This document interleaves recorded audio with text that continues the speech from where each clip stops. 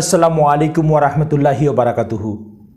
প্রিয় ভাইরা, আজ আপনারা এমন একটি প্রতিবেদন শুনতে চলেছেন যার মূল বিষয় হলো রিয়া। রিয়া কি? রিয়া হলো সেটি যেটি ইবাদতের মধ্যে লোক দেখানোর উদ্দেশ্যে করা হয়। ঠিক কেমন? আপনি মসজিদে নামাজ পড়তে গেছেন, পাশে যারা আছে তারা যাতে আপনার নামাজের ভুল না ধরতে পারে আপনি সুন্দর গুছিয়ে নামাজ পড়ছেন, এটাই হলো রিয়া। কেননা আপনি আল্লাহর উদ্দেশ্যে নামাজ পড়ছেন না, আপনি মানুষকে দেখানোর উদ্দেশ্যে পড়ছেন। আপনি মক্কাতে হজ করতে গেছেন, সেলফি তুলছেন এবং সেটি ফেসবুক ইত্যাদিতে পোস্ট করছেন, সারা পৃথিবীর মানুষ আপনাকে দেখছে। উদ্দেশ্য কি হলো? আপনি ইবাদত করতে গেছেন, হজ একটি মুখ্য ইবাদত, সেই হজের মধ্যেও আপনার মধ্যে রিয়া ঢুকে আছে। আপনি লোক দেখাচ্ছেন, আপনার অনেক টাকা পয়সা, আপনি দান করতে ইচ্ছুক, লাইন বাই লাইন মানুষ দাঁড়িয়ে আছে, আপনি তাদের বস্ত্র দান করছেন। অপরদিকে ভিডিও করা হচ্ছে, যে ভিডিও আপনি সোশ্যাল মিডিয়ায় ছেড়ে দিচ্ছেন, এটা রিয়া। আপনি রোজা রাখছেন, উদ্দেশ্য কি? যদি রোজা না রাখি তাহলে বন্ধুবান্ধব, পাড়া প্রতিবেশী এরা সবাই আপনাকে খারাপ মনে করবে। মনের মধ্যে আপনার উদ্দেশ্য হলো অন্য যাতে কেউ খারাপ না মনে করে, আল্লাহর উদ্দেশ্য নয়। এটাই রিয়া।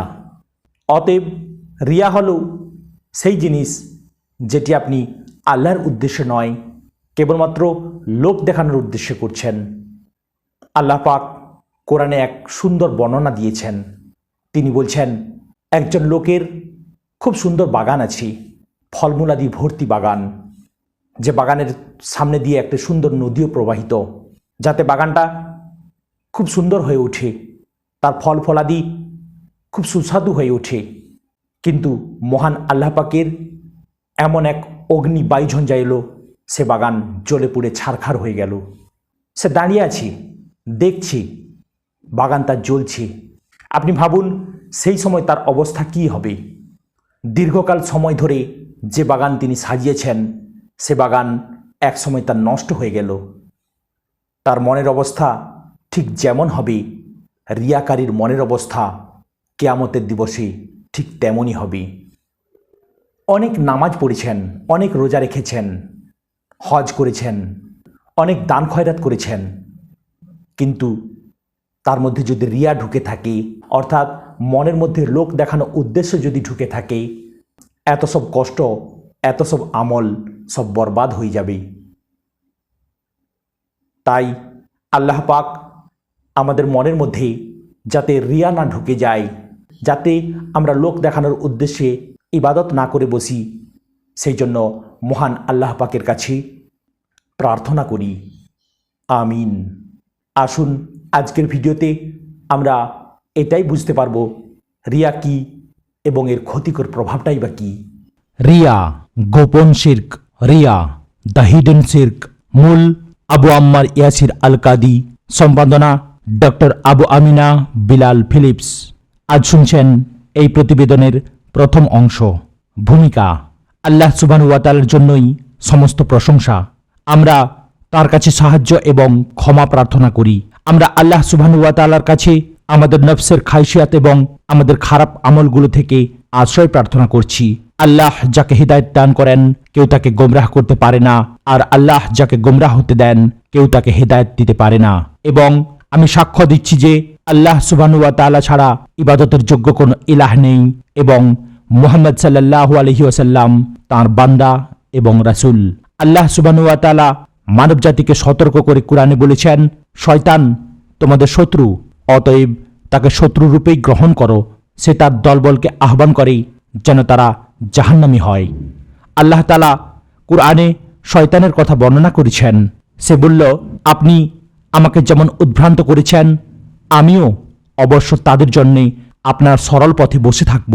এরপর তাদের কাছে আসব, তাদের সামনের দিক থেকে, পেছন দিক থেকে, ডান দিক থেকে এবং বাম দিক থেকে। আপনি তাদের অধিকাংশকে কৃতজ্ঞ পাবেন না। যাদেরকে শয়তান বিপথগামী করতে পারবে না, তাদের ব্যাপারে শয়তানের দুর্বলতা আল্লাহ সুবহানাহু ওয়া তাআলা অন্য এক আয়াতে নির্দেশ করেছেন। সে বলল, হে আমার পালনকর্তা, আপনি যেমন আমাকে পথভ্রষ্ট করেছেন, আমিও তাদের সবাইকে পৃথিবীতে নানা সৌন্দর্যে আকৃষ্ট করব এবং তাদের সবাইকে পথভ্রষ্ট করে দেব আপনার মনোনীত বান্দাদের ব্যতীত। যে সকল পথ দিয়ে শয়তান আমাদের কাছে আসে আমাদের আমলগুলো ধ্বংস করার জন্য, তন্মধ্যে অন্যতম হল আমাদের নিয়ত পরিবর্তন সাধন। যখন আমরা আমাদের সৃষ্টির উদ্দেশ্য পরিপূর্ণ করতে একমাত্র আল্লাহ সুবহানাহু ওয়া তাআলার ইবাদত করতে উদ্যত হই, শয়তান ইবাদতের নিয়তকে পরিবর্তন করতে সৃষ্টিকর্তার প্রশংসা ও সন্তুষ্টির পরিবর্তে অন্য সৃষ্টির প্রশংসা পাওয়ার নিমিত্তে প্ররোচিত করে। এটাই রিয়া হিসাবে পরিচিত। যখন আমি আমার নিজের অন্তরে এই রোগের উপস্থিতি অনুভব করলাম এবং দেখতে পেলাম শয়তান কিভাবে প্ররোচনার দ্বারা আমাকে আচ্ছন্ন করছে, আমি দ্বিধাগ্রস্ত হয়ে পড়ি যে আমার কি করা উচিত। আমি কি ভালো আমলগুলো পরিত্যাগ করব যেগুলো আমি করছিলাম, যাতে আমি রিয়ার বিপদ এড়াতে পারি, নাকি ক্ষুদ্র আমলগুলো চালিয়ে যাব এবং নিজের ভিতরকার খারাপি পরিষ্কার করার চেষ্টা করব? যদি তাই হয়, তাহলে আমার অন্তর থেকে এই রোগ নির্মূলের সঠিক উপায় কি? এই রোগের জন্য তথ্য অনুসন্ধান করার জন্য আমি কুরআন, সুন্নাহ, সালফে সালেহীগণের বিবৃতি এবং ইসলামের শিক্ষিত আলেমগণের দিকে ফিরে গেলাম। রিয়া কি, কি কারণে এটি হয়, এর লক্ষণগুলো কি কি, কিভাবে এ থেকে আরোগ্য লাভ করা যায় ও তা এড়িয়ে যাওয়া যায়। আলহামদুলিল্লাহ, এতে আশ্চর্য কিছুই নেই যে এই সকল প্রশ্নের উত্তর আমি আমাদের দিনের মধ্যে খুঁজে পেলাম, কারণ এই দিন হচ্ছে এমন এক দিন যাতে আমাদের যাবতীয় সমস্যার সমাধান রয়েছে। আমার মনে হয় আমি যে সমস্যা মোকাবেলা করেছি তা সংকলন করা দরকার এবং আশা করি যে আল্লাহ সুবহানাহু ওয়া তাআলা একে আমার মুসলিম ভাইদের হিদায়াত এবং পুনরুত্থানের দিন আমার জন্য কল্যাণের উৎস বানাবেন। আমিন। আবু আম্মার, মদিনা, সৌদি আরব, জুলকাদাহ 1416 হিজরি, নভেম্বর 1995 সাল। অধ্যায় 1, রিয়ার সংজ্ঞা। ভাষাগতভাবে রিয়া এসেছে মূল শব্দ রয়া হতে, যার অর্থ দেখানো, অবলোকন করানো, দৃশ্যমান করা। পরিবর্তিত শব্দ যার অর্থ হুকুমের দাস, ভণ্ডামি, কপটতা। শরিয়ার দৃষ্টিতে এর অর্থ আল্লাহর সন্তুষ্টির জন্য কোনো আমল করার অভিনয় করা হয়, অথচ নিয়ত থাকে আল্লাহ ছাড়া অন্য কারো সন্তুষ্টি অর্জন করা। হতে পারে নিয়তটি সম্পূর্ণ মিথ্যা, নিয়ত যেথায় যে ব্যক্তি আমলটি করছে তার আল্লাহ সুবহানাহু ওয়া তাআলার ব্যাপারে কোনো চেতনা নাই, যাই হোক না কেন। অথবা হতে পারে এটা আংশিকভাবে মিথ্যা নিয়ত, যেথায় ব্যক্তির অন্তরে আল্লাহ আছে কিন্তু এই সময়ে অন্য মানুষের প্রশংসা পাওয়ারও ইচ্ছা করে। এই সংজ্ঞা থেকে দেখা যায় রিয়া অন্তরে সৃষ্টি হয়। আহলুস সুন্নাহ ওয়াল জামাহ এর আলেমগণ একমত যে ঈমান অন্তর্ভুক্ত করে অন্তরের কাজ, যথা ভয়, ভালোবাসা, বিশ্বাস এবং আশা; জিহ্বার কাজ যথা শাহাদাহর উচ্চারণ; এবং দেহের কাজ যথা সালাহ আদায়, হজ করা। শাইখ আল ইসলাম ইবনে তাইমিয়া, আল্লাহ তাঁর প্রতি রহম করুন, তিনি বলেছেন, অন্তরের কাজটি হল ঈমানের মৌলিক বিষয়ের একটি অংশ এবং দ্বীনের ভিত্তি। এর সাথে আরও সংযুক্ত করা যায় আল্লাহ সুবহানাহু ওয়া তাআলা ও তাঁর রাসূল সাল্লাল্লাহু আলাইহি সাল্লামের জন্য ভালোবাসা, আল্লাহর প্রতি বিশ্বাস, তাঁর প্রতি কৃতজ্ঞতা, তাঁর দ্বীনের প্রতি একনিষ্ঠতা, তাঁর হুকুম অনুসারে ধৈর্য, তাঁর প্রতি ভয় এবং সকল আলেমের ঐক্যমতের ভিত্তিতে এরকম সকল আমল যা সবার জন্য ফরজ। ইবনে কাইয়িম আল জাওজিয়াহ, আল্লাহ তাঁর প্রতি রহম করুন, তিনি বলেন, অন্তরের কাজটি হল ঈমানের ভিত্তি এবং দেহের কাজ তাদের অনুসরণ ও পরিপূর্ণ করা। নিয়ত আত্মার মতো এবং আমল দেহের মতো। যদি আত্মা দেহত্যাগ করে তাহলে দেহ মরে যায়। এক্ষেত্রে অন্তরের বিষয়ের জন্য জ্ঞান অর্জন বেশি গুরুত্বপূর্ণ দেহের বিষয়ের জন্য জ্ঞান অর্জনের চেয়ে। কিভাবে একজন মুনাফিক পৃথক হবে একজন ঈমানদার থেকে অন্তরের আমল ছাড়া? অন্তরের ইবাদত এবং আত্মসমর্পণ দেহের ইবাদত এবং আত্মসমর্পণ থেকে অধিকতর মহৎ। তারা সংখ্যায় অনেক এবং অধিক অবিচ্ছিন্ন, যেহেতু প্রত্যেক ক্ষেত্রে তা জরুরি। অধ্যায় 2, নিয়ত অনুযায়ী আমল। রিয়ার আলোচনা শুরু করার পূর্বে সংক্ষিপ্তভাবে ইখলাসের গুরুত্ব সম্পর্কে আলোচনা করা খুবই জরুরি। উমার ইবনুল খাত্তাব, আল্লাহ তার প্রতি রাজি থাকুন, তিনি বলেন, রাসূল সাল্লাল্লাহু আলাইহি সাল্লাম বলেছেন, সমস্ত আমলই নিয়তের উপর নির্ভরশীল এবং প্রত্যেকের জন্য তাই হবে যার সে নিয়ত করেছে। কারো হিজরত আল্লাহ ও তাঁর রাসূলের উদ্দেশ্যে হলে বস্তুত তার হিজরত আল্লাহ ও তাঁর রাসূলের উদ্দেশ্যেই গণ্য হবে। আর যার হিজরত দুনিয়া লাভ অথবা কোনো নারীকে বিয়ে করার উদ্দেশ্যে হবে, তার হিজরত সেজন্যই হয়েছে বলে গণ্য হবে যে উদ্দেশ্যে সে হিজরত করেছে। এই হাদিস ইসলামের একটি মৌলিক নীতি। এই কারণে হাদিসের প্রায় প্রত্যেকটি কিতাবেই এটি বর্ণনা করা হয়েছে এবং পূর্বের আলেমগণ ও সাধারণ লোকজন এই হাদিসকে গ্রহণ করেছে ও প্রচার করেছেন। বস্তুত ইমাম বুখারী, আল্লাহ তার প্রতি রহম করুন, এই হাদিসটি দ্বারা তার সহিহ গ্রন্থ শুরু করেছেন। তার কিতাবের ভূমিকা হিসাবে পরিবেশন করা হয়েছে এবং নির্দেশিত হয়েছে যে কোনো আমল আল্লাহ সুবহানাহু ওয়া তাআলা ছাড়া অন্য কারো উদ্দেশ্যে করা হলে তা দুনিয়াতে কোনো কল্যাণ বয়ে আনবে না, আখেরাতেও নয়। আব্দুর রহমান ইবনে মাহদি বলেন, যদি আমি কোনো অধ্যায় লিখতাম কোনো কিতাবের, উমর, আল্লাহ তার প্রতি রাজি থাকুন, এর হাদিসটি সামনে রেখে তা করতাম, যাতে প্রত্যেক অধ্যায়ে নিয়তকে সতর্ক করতে পারি। তিনি আরও বলেন, কেউ কোনো কিতাব লেখার ইচ্ছা করলে এই হাদিসটি দিয়ে আগে শুরু করতে পারে, নিয়ত অনুযায়ী আমল। ইমাম শাফেঈ, আল্লাহ তাঁর প্রতি রহম করুন, তিনি বলেন, এই হাদিসটি সকল জ্ঞানের 1/3 এবং ফিকহ অর্থাৎ ইসলামের আইনের 70টি অধ্যায়ে পাওয়া যাবে। ইমাম আহমদ ইবনুল হাম্বল, আল্লাহ তাঁর প্রতি রহম করুন, তিনি বলেন, ইসলামের ভিত্তি 3টি হাদিসের উপর দাঁড়িয়ে আছে। উমর, আল্লাহ তাঁর প্রতি রাজি থাকুন, এর হাদিস, নিয়ত অনুযায়ী আমল, উপরে যা উল্লিখিত। নুমান ইবনে বশিরের হাদিস, হালাল স্পষ্ট এবং হারাম স্পষ্ট। এবং আয়েশা রাদিয়াল্লাহু তাআলা আনহার হাদিস, যে কেউ আমাদের ব্যাপারে অর্থাৎ ইসলামের ব্যাপারে নতুন কিছু প্রচলিত করে যা এর সংশ্লিষ্ট নয়, তা প্রত্যাখ্যাত হবে। আবু উবাইদা, আল্লাহ তাঁর প্রতি রহম করুন, তিনি বলেন, নবী সাল্লাল্লাহু আলাইহি ওয়াসাল্লাম ভবিষ্যতের সকল বিষয় একত্রিত করে এক বাক্যে প্রকাশ করেছেন, যে কেউ আমাদের ব্যাপারে নতুন কিছু প্রচলিত করে যা এর সংশ্লিষ্ট নয়, তা প্রত্যাখ্যাত হবে। এবং তিনি সাল্লাল্লাহু আলাইহি ওয়াসাল্লাম পৃথিবীর সমস্ত বিষয় একত্রিত করেছেন এক বাক্যাংশে, নিয়ত অনুযায়ী আমল। অতএব প্রত্যেক বিষয়ের ক্ষেত্রে এই 2টি হাদিস খুবই জরুরি। এবং আবু দাউদ, আল্লাহ তাঁর প্রতি রহম করুন, তিনি বলেন, আমি নবী সাল্লাল্লাহু আলাইহি ওয়াসাল্লামের 5 লক্ষ হাদিস লিপিবদ্ধ করেছি। সেখান থেকে আমার কিতাবের অর্থাৎ সুনানে আবু দাউদের জন্য 4800 হাদিস মনোনীত করেছি এবং এগুলোর মধ্যে 4টি হাদিস একজন ব্যক্তির দিনের জন্য যথেষ্ট। নবী সাল্লাল্লাহু আলাইহি ওয়াসাল্লামের প্রথম বিবৃতি, আমল নিয়ত অনুযায়ী। নবী সাল্লাল্লাহু আলাইহি সাল্লামের দ্বিতীয় বিবৃতি, একজন ভালো মুসলিমের বৈশিষ্ট্য হলো যা তার জন্য প্রয়োজনীয় নয় তা ত্যাগ করে। নবী সাল্লাল্লাহু আলাইহি সাল্লামের তৃতীয় হাদিস, তোমাদের কেউ প্রকৃত ঈমানদার হবে না যতক্ষণ না সে তার ভাইয়ের জন্য তাই পছন্দ করবে যা নিজের জন্য পছন্দ করে। এবং নবী সাল্লাল্লাহু আলাইহি ওয়াসাল্লামের চতুর্থ হাদিস, হালাল স্পষ্ট এবং হারাম স্পষ্ট। এই সকল হাদিস থেকে এটা স্পষ্ট যে ইসলামের আলেমগণ নিয়ত বিষয়ক হাদিসটিকে ইসলামের মৌলিক ভিত্তি হিসাবে বিবেচনা করেছেন।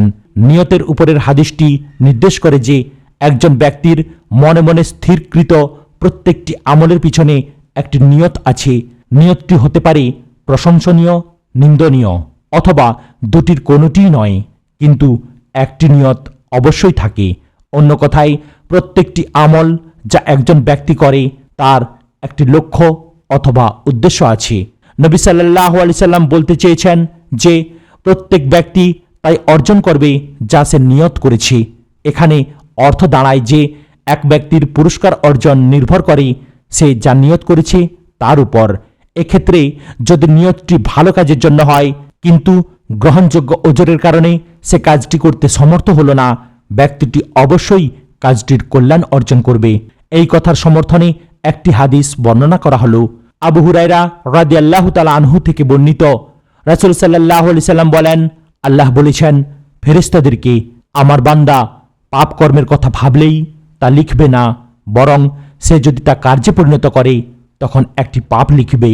কিন্তু যদি সে আমার জন্য তা পরিত্যাগ করে তবে সে স্থলে একটি সওয়াব লিখে দিবে। অন্যদিকে যদি সে কোনো নেক কাজের নিয়ত করে কিন্তু তা সে কার্যে পরিণত না করে তখন প্রতিদান হিসেবে তার জন্য একটি সওয়াব লিখবে, আর তা সম্পাদন করলে লিখবে 10 থেকে 700 সওয়াব। যা হোক, লক্ষ্য করা উচিত যে যদি এক ব্যক্তি পাপকর্মের সংকল্প করে কিন্তু আল্লাহ সুবহানাহু ওয়া তাআলার কুদরতের কারণে কাজটি সমাধা করতে না পারলে একটি পাপকর্ম তালিকাভুক্ত হয়ে থাকবে। নিয়ত যদি খারাপ হয়, আমল ভালো হলেও তা অবশ্যই পাপকর্মের তালিকাভুক্ত হয়ে থাকবে। আল কুরআনও সঠিক এবং একনিষ্ঠ নিয়তের গুরুত্ব দেয়। মহিমান্বিত আল্লাহ বলেন, এবং তাহারা অর্থাৎ ইয়াহুদি এবং খ্রিস্টান তো আদিষ্ট হয়েছিল আল্লাহর আনুগত্যে বিশুদ্ধ চিত্ত হয়ে একনিষ্ঠভাবে তাঁর ইবাদত করতে এবং সালাম কায়েম করতে ও জাকাত দিতে। এটাই সঠিক দিন। কেউ আশু সুখ সম্ভোগ কামনা করলে আমি যাকে যা ইচ্ছা এখানেই সত্তর দিয়ে থাকি, পরে তার জন্য জাহান্নাম নির্ধারিত করি, যেখানে সে প্রবেশ করবে নিন্দিত ও অনুগ্রহ হতে দূরীকৃত অবস্থায়। যারা মুমিন হয়ে আখিরাত কামনা করে এবং সেজন্য যথাযথ চেষ্টা করে তাদের প্রচেষ্টা পুরস্কারযোগ্য।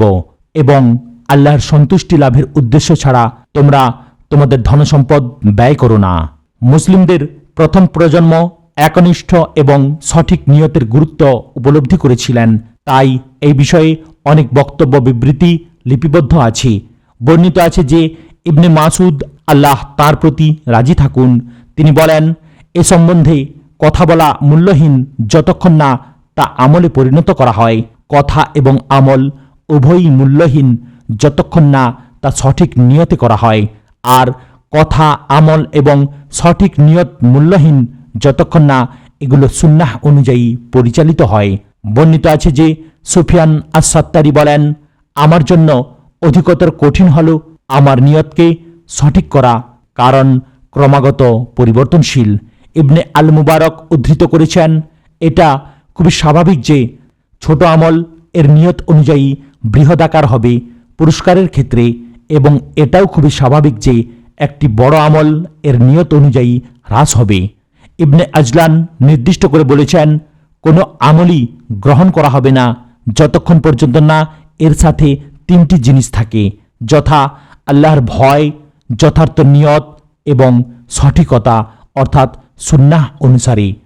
মুত্তারিফ ইবনে আবদুল্লাহ বর্ণনা করে বলেছেন, অন্তরের পবিত্রতা এবং ধর্মপরায়ণতা কেবল পবিত্র এবং ধর্মপরায়ণ আমলের দ্বারা অর্জন করা যেতে পারে, এবং পবিত্র ও ধর্মপরায়ণ আমল কেবল সঠিক নিয়ত দ্বারা অর্জিত করা যেতে পারে।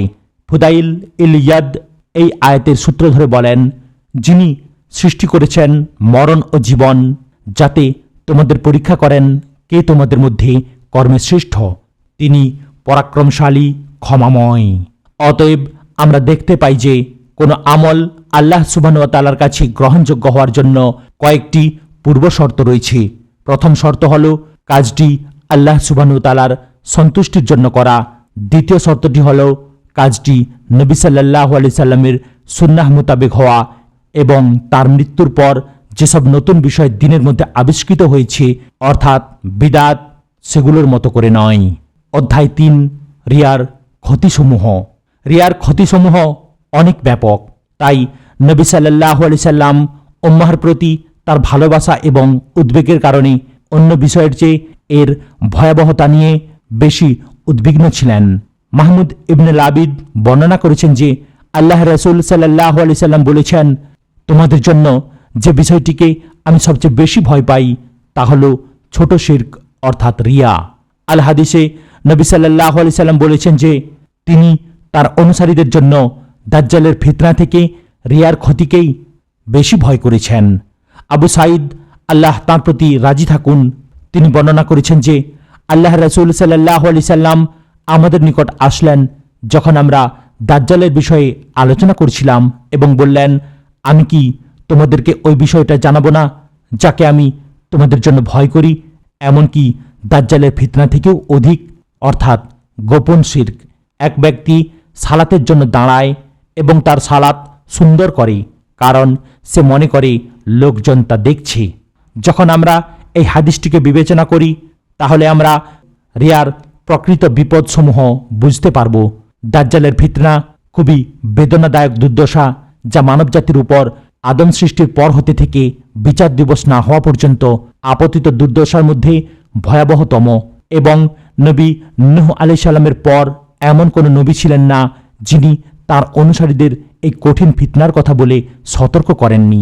নবী সাল্লাল্লাহু আলাইহি সাল্লাম ওই সকল লোকদেরকে উপদেশ দিয়েছেন যারা দাজ্জালের সময়ে জীবিত থাকবে তারা যেন দাজ্জাল থেকে পালায়, এবং তিনি সাল্লাল্লাহু আলাইহি সাল্লাম প্রত্যেক ফরজ সালাতের পরে দাজ্জালের ফিতনা থেকে আল্লাহর কাছে সর্বদা আশ্রয় প্রার্থনা করেছেন। তবুও নবী সাল্লাল্লাহু আলাইহি সাল্লাম বলেন যে তিনি রিয়ার ক্ষতিকে দাজ্জালের ফিতনা থেকেও অধিক ভয় করেন। এতে উপদেশ রয়েছে তার জন্যে যার অনুধাবন করার মতো অন্তর রয়েছে, অথবা সে নিবিষ্ট মনে শ্রবণ করে।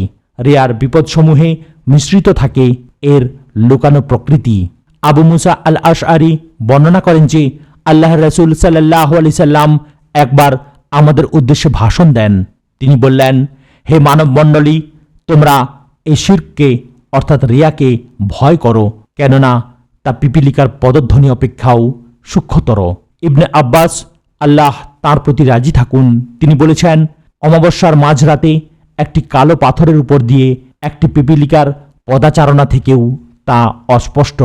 এমনকি নবী সাল্লাল্লাহু আলাইহি সাল্লাম রিয়ার ক্ষতি থেকে রক্ষা পেতে বিদায় হজের পূর্বে আল্লাহর কাছে প্রার্থনা করেছিলেন, হে আল্লাহ, এটা এমন হজ বানিয়ে দিন যাতে থাকবে না কোনো রিয়া নতুবা কোনো লৌকিকতা। নিম্নে রিয়ার কিছু ক্ষতিকর দিক আলোচনা করা হলো। 1. ঈমান এবং তাওহীদ দুর্বল করে। আল্লাহ সুবহানাহু ওয়া তাআলা কোরআনে বলেছেন, কেবল আমার ইবাদত করার জন্যই আমি মানব ও জিন জাতি সৃষ্টি করেছি। রিয়ার মাধ্যমে একজন ব্যক্তি তার সৃষ্টির একমাত্র উদ্দেশ্যকে নষ্ট করে, যেহেতু সত্যিকারভাবে আল্লাহর ইবাদতের পরিবর্তে ইবাদত করার অভিনয় করে, তখন সে আল্লাহর সৃষ্টির সন্তুষ্টি এবং প্রশংসা অর্জনের চেষ্টা করে। বস্তুত আল্লাহ ওই সকল সত্যিকার ঈমানদারদেরকে বর্ণনা করেছেন যারা আন্তরিকভাবে আল্লাহর জন্য তাদের ইবাদতগুলো পালন করে, তাদের কাজের জন্য অন্যের কাছ থেকে পুরস্কার অথবা কৃতজ্ঞতা আশা করে না। তারা আল্লাহর প্রেমে অভাবগ্রস্ত এতিম ও বন্দীকে আহার্য দান করে। তারা বলে, কেবল আল্লাহর সন্তুষ্টির জন্যে আমরা তোমাদেরকে আহার্য দান করি এবং তোমাদের কাছে কোনো প্রতিদান ও কৃতজ্ঞতা কামনা করি না।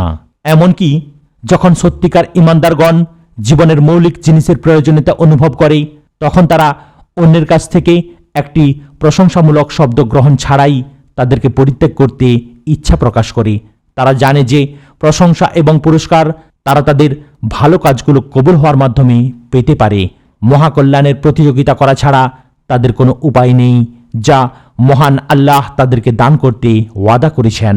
সত্যিকার ঈমানদারগণ উপলব্ধি করে যে আল্লাহই একমাত্র প্রশংসা পাওয়ার জন্য উপযুক্ত এবং আল্লাহই একমাত্র ইবাদত পাওয়ার হকদার। এর সরাসরি বিপরীতে আল্লাহ মুনাফিকদের বলেছেন, অতএব দুর্ভোগ সেসব নামাজির যারা তাদের নামাজ সম্বন্ধে বেখবর, যারা তা লোক দেখানোর জন্য করে এবং নিত্য ব্যবহার্য বস্তু অন্যকে দেয় না। আল্লাহ তাদের সম্পর্কে সূরা আন-নিসাতে বলেছেন, অবশ্যই মুনাফিকরা প্রতারণা করছে আল্লাহর সাথে, অথচ তারা নিজেরাই নিজেদের প্রতারিত করে। বস্তুত তারা যখন নামাজে দাঁড়ায় তখন একান্ত শিথিলভাবে লোক দেখানোর জন্য দাঁড়ায়, আর তারা আল্লাহকে অল্পই স্মরণ করে। 2. ছোট আকারের শিরক। নবী সাল্লাল্লাহু আলাইহি ওয়াসাল্লাম বলেন, লুকায়িত শিরক হলো এক ব্যক্তি সালাতে দাঁড়ায় এবং সে তার সালাতকে সুন্দর করে কারণ সে দেখছে যে লোকজন তাকে লক্ষ্য করছে। রিয়া হচ্ছে নিয়তের শিরকের সীমানা, যা কোনো ব্যক্তিকে ইসলামের গণ্ডি থেকে বের করে দেয়। রিয়া এবং নিয়তের শিরকের মধ্যে পার্থক্য হলো ব্যক্তির কাজ রিয়ায় পর্যবসিত হয় আল্লাহ ছাড়া অন্য কারো ইবাদতের নিয়ত না করেই, কিন্তু তার নিয়তের শিরকে পর্যবসিত হয় যখন প্রকৃতপক্ষে সরাসরি মিথ্যা ইলাহের ইবাদত করতে নিয়ত করে। উদাহরণস্বরূপ, যখন কোনো হিন্দু একটি মূর্তির পূজা করে, ওই মূর্তির প্রতি প্রার্থনা এবং উৎসর্গ করাই তার নিয়ত। সে বিশ্বাস করে যে মূর্তিটি তার কল্যাণ এবং ক্ষতি করতে পারে। অন্যদিকে এক ব্যক্তি যে তার সালাতকে সৌন্দর্যমণ্ডিত করে মানুষের প্রশংসা অর্জন করতে, সে এই লোকদের প্রতি সরাসরি তার ইবাদত পালন করে না, বরং তাদের প্রশংসা পেতে চায়। এটা সরাসরি নয়, পরোক্ষ ইবাদতের শামিল। অতএব রিয়া এবং নিয়তের শিরক সমান নয়, বরং শিরক আর নিয়াহ, সরাসরি শিরক রিয়ার অভিব্যক্তির তুলনায় অধিক। আলেমগণ একমত পোষণ করেছেন যে রিয়া একটি ছোট শিরক, কিন্তু এটা যে ক্ষমার অযোগ্য শিরকের পর্যায়ে পড়ে এ বিষয়ে মতভেদ রয়েছে। কারণ আল্লাহ বলেন, নিঃসন্দেহে আল্লাহ তাকে ক্ষমা করেন না যে লোক তার সাথে শরিক করে। তিনি ক্ষমা করেন এর নিম্ন পর্যায়ের পাপ যার জন্য তিনি ইচ্ছা করেন। আর যে লোক অংশীদার সাব্যস্ত করল আল্লাহর সাথে, সে যেন অপবাদ আরোপ করল।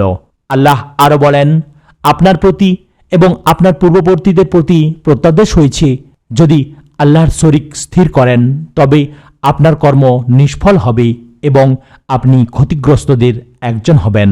এই আয়াতগুলোতে উল্লেখিত শিরক হল বড় শিরক, কিন্তু এটা কি ছোট শিরকের ক্ষেত্রেও প্রয়োগ করা যায়?